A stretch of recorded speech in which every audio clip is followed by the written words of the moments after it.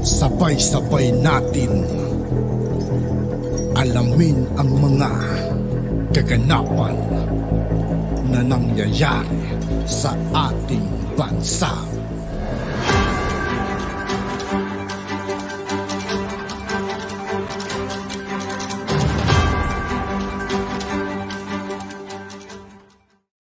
Yo, what's up mga kaibigan? This is I2K po again.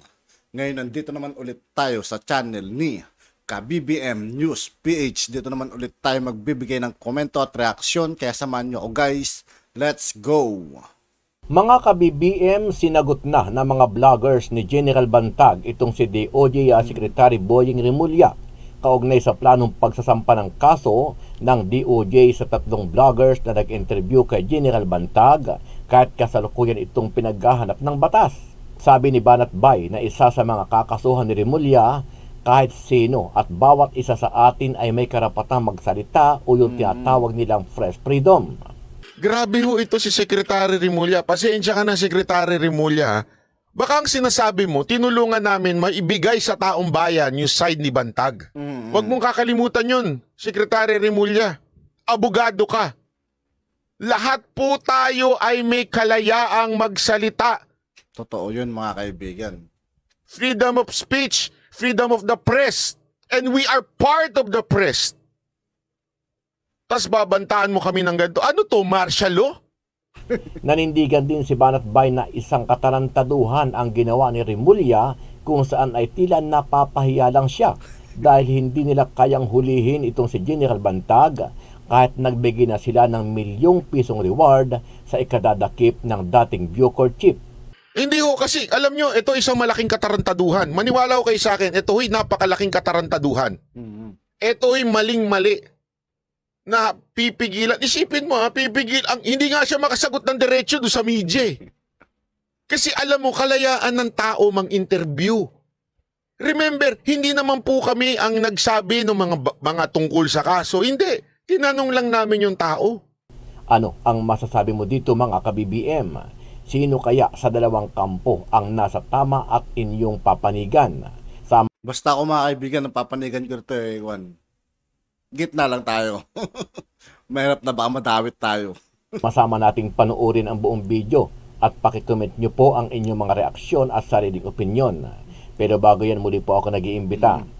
Sa lahat ng hindi pa nakasubscribe mga kaibigan kay KBBM News PH, mag-subscribe na po tayo at huwag nyo rin pong kalimutan mag-subscribe dito sa aking channel. Sa mga hindi pa po nakasubscribe sa ating channel, na KBBM News PH, pakipindot po ang subscribe button at pakiclick na rin ang notification bell para lagi kayong updated sa mga bagong upload natin na legit at napapanahong balita. Maraming pong salamat. Akasuhan ng DOJ ang tatlong vlogger na nag-interview kay dating Bucor Chief Gerald Bantag. Pambabastos daw ito sa korte, lalo't suspect si Bantag sa pagpatay kay Percy Lapid. Pero may depensa ang isa sa mga vlogger. Kasi hindi bawal po yan. Ito po ay mga taong hinahanap ng batas na hindi ho dapat binibigyan ng ganyang salita. At ito po ay pambabastos sa korte, sa proseso po ng batas. When somebody aids and abets a felon wanted by the court to be arrested, then it is an affront to the court. Pero para kay Banat Bay, wala silang ginawang pambabastos sa korte. Hindi naman daw kasi napag-usapan ang tungkol sa kaso ni Bantag. Tingnan ninyo kung meron bang pinag-usapang merit nung cases niya doon.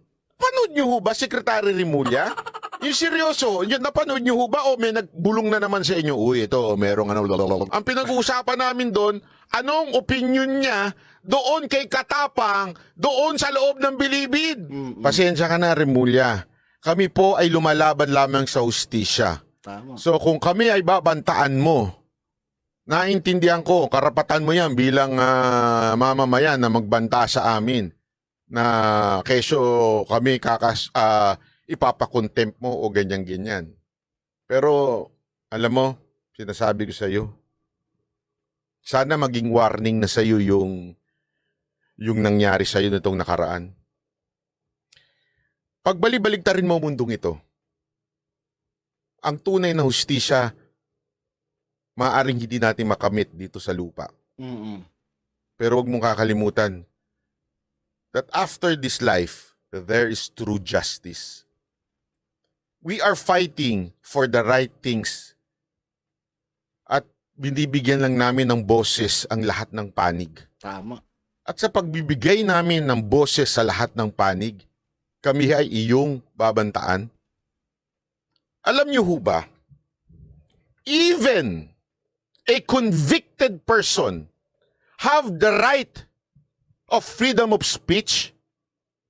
Huwag niyo kakalimutan yun. Ang lahat ng mamamayang Pilipino ay may kalayaang magsalita. Tama. Kahit ito'y convicted na tao. Huwag mong kakalimutan yun, Secretary Remulla. Abogado ka. Lahat po tayo ay may kalayaang magsalita. Freedom of speech, freedom of the press. And we are part of the press. Tas babantaan mo kami ng ganito. Ano to, martial law? Panoorin nyo to, sinabi niya ha. Oh. Pero sir, si General Bantag, wala na talaga siyang paramdam. Kasi di ba dati may sinasabi, gusto raw... Nung isang araw siya po na-interview ng mga ilang vlogger, sa linggo yata, 2 weeks ago. At ngayon po ay aming pong pinaghahandaan ng complaint ang mga vlogger na nag-interview sa kanya for contempt of court. Kasi bawal po yan. Ito po ay mga taong hinahanap ng batas. Sa tingin ko mga kaibigan, kung sakali magkaharap-harap tong mga to, mapapahiya siguro si DOJ dito mga kaibigan. Na hindi po dapat binibigyan ng ganyang salita. At ito po ay pamapas. Hinahanap ng batas at hindi dapat binibigyan ng salita. Wow!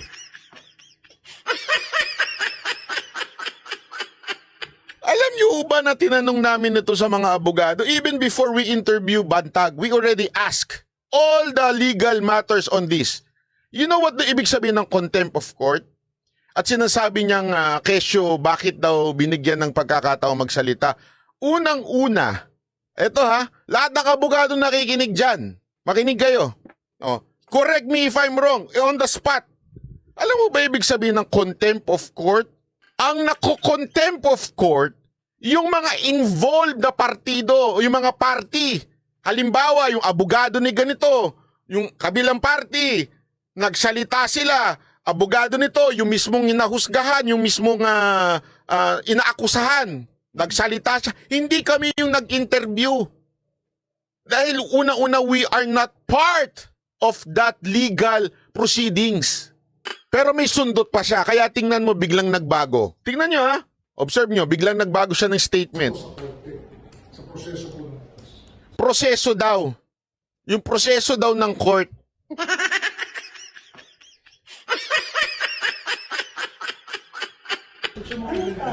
Kahit ako, napapakamot ako nito mga kaibigan. Tatlo. Ano tawag contempt of court? Contempt of court. Obstruction of justice. Bigla nagbago, naging obstruction of justice. Secretary, ano ang in-intrude namin doon sa pag-interview kay Bantag? Hinarang ba namin ang pag-aresto nyo? Ina-aresto nyo ba sila at that time? Hindi nga namin alam kung nasan siya. Ang dilim-dilim nga nung paulit-ulit namin sinabi yun. Ang dilim-dilim nun, hindi nga namin makita kung siya talaga yung nagsasalita Hindi nyo ba napansin yun? Hindi nga namin alam kung siya talaga yung nagsasalita Malay mo, kunwari siya lang yung mukha, iba nagsasalita. Nakita nyo, paano namin ma-obstruct ang justice? Meron pa kang humirit dyan Dapat daw inaresto namin, citizen arrest.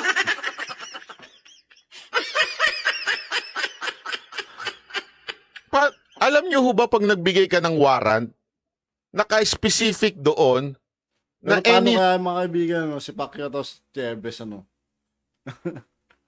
siyempre dapat, friend nyo, na wanted si Tevez mga kaibigan Ano naman masasabi niya kay Pacquiao? Dapat magbigay din siya. Kung ano masasabi ni Remulla ng mga kaibigan. Law enforcer. Hindi ko kami law enforcer. Ang sakit mo sa bangs? Sorry, pasensya ka na, Rimulya. Ha? Ang sakit mo sa bangs. Ano yun, sir, sa judice? Pero contempt of court yan. Hindi sa judicial. Contempt of court yan. Parang binabastos mo yung korte. Sinabi na ng korte na habulin nyo to, hanapin nyo to, isuko nyo to. Kahit ikaw ay namamayan na regular, ulihin mo to. Walang ganun! Ito yung kasing sinasabi niyang ang bira, oo. Ito yung sinasabi niyang citizen arrest. Hulihin daw. It's very specific in the warrant. Law enforcer ang huhuli. Are you telling me na ipahunting natin sa taong bayan si Bantag? Ha?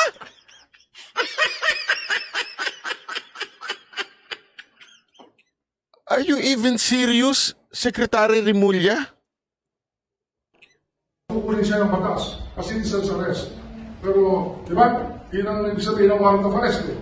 Kahit regular person ka, pwede mo ulihin. Kaya kung ikaw yung vlogger, regular person ka, pag ito ay tinulungan mo, eh parang Tinulungan? Saan namin tinulungan? Grabe ho ito si Secretary Rimulya. Pasensya ka na, Secretary Rimulya.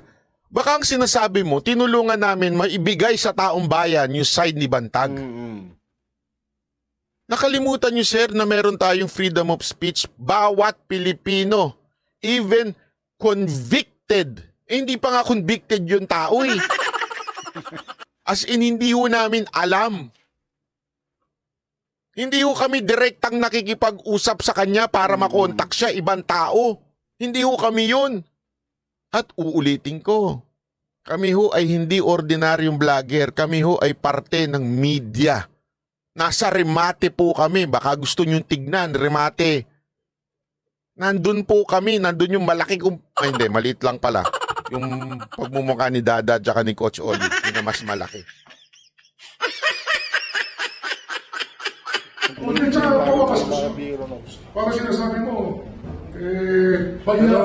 Pero mga kaibigan, real talk din naman talaga yung sinasabi dito ni Banat Bay, mga kaibigan. Real talk din. Korte, mali ba yung sinabi ng korte?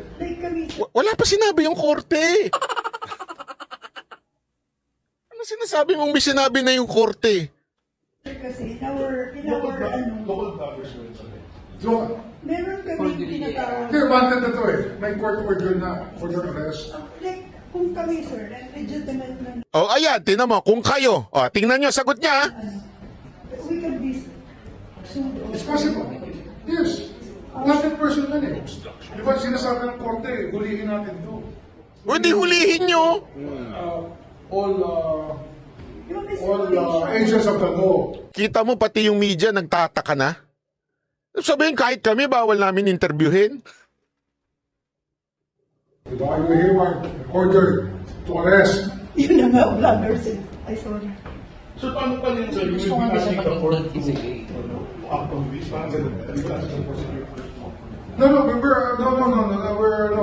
It's just contempt charge. In court yan, sa court na mismo yan. We're not charging filing charges. It's just the court acting on it. Yan, tama yan. It's the court, hindi sila nagfa-file. Court ang magsasabi na wag nyo nang interviewin yan. Pwede yun, pag may gag order na. Eh, ang problema, wala pa ho ngayon. Wala pa. Nung in-interview namin siya, wala hong ganong order ang korte sa kanya. So, basically, walang sinagsasabi sa kanya ng korte na bawal siya magsalita. Hindi nga siya sinabihang bawal siya i-discuss yung kanyang una-una, eto ha, panuurin nyo kasi yung interview. Tingnan ninyo kung meron bang pinag-usapang merit nung cases niya doon. Wala. Puro tawanan lang kami doon. Mula nung lumabas to, ang dami kong tinanong na abogado. Bakit to? Para malaman natin, baka naman talaga may punto si Rimulya. Alam mo yung mga kilalang abogado, tinanong ko na. Kung ano masasabi nila tungkol dito. Alam mo, sabi lang nila, basta wag mo na lang kami babanggitin, ha? Natawa. May nagsabi pa nga sa sobrang dami ng sinabi ni Rimulya, siguro ang tama doon mga 3 lang. Ilan may sinabi niya? Mga 1,000. Hindi ko kasi, alam nyo, ito isang malaking katarantaduhan. Maniwala ko kayo sa akin, ito napakalaking katarantaduhan.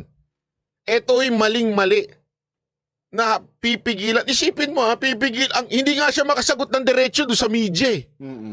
Kasi alam mo, kalayaan ng tao mang-interview.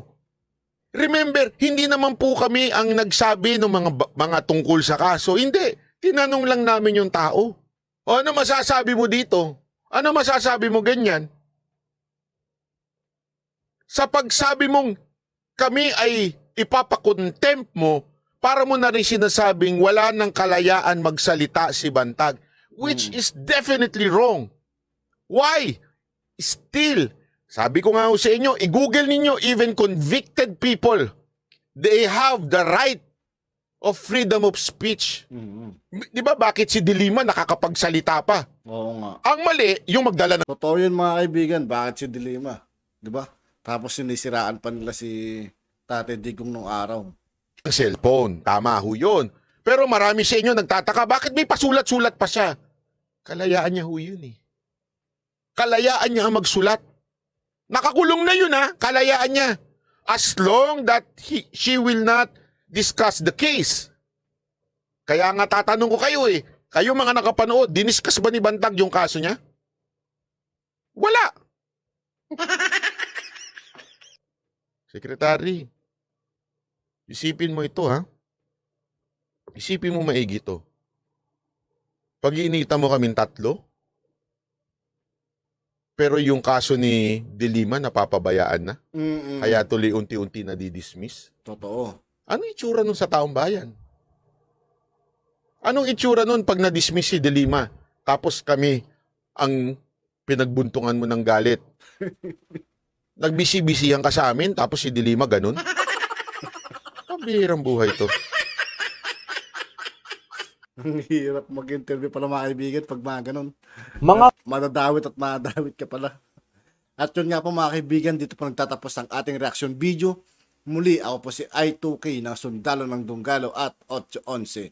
Maraming salamat sa patuloy na pagsuporta. Yeah, peace out.